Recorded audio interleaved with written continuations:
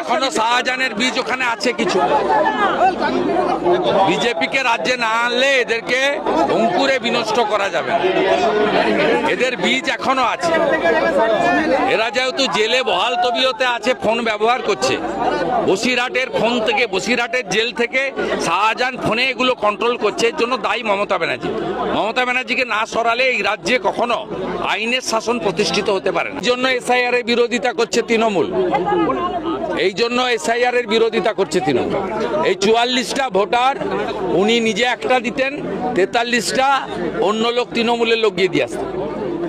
বিকালবেলা ক্যামেরা বন্ধ করে 4টে থেকে 6টা তৃণমূল, যেখানে বিরোধীরা দুর্বল এজেন্ট দিতে পারে না, সেখানে বুথ দখল করে। আপনি পঞ্চায়েতে অর্জুননগরে মানব পড়ুয়ার লিড কত জানেন?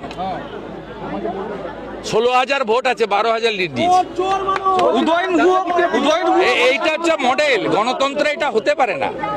গণতন্ত্রে কখনো একটা দল 100টা ভোটের মধ্যে 95, 96, 98টা ভোট পেতে পারে না। ভারতবর্ষের বহুদলীয় গণতন্ত্রে এটা কোথাও নেই।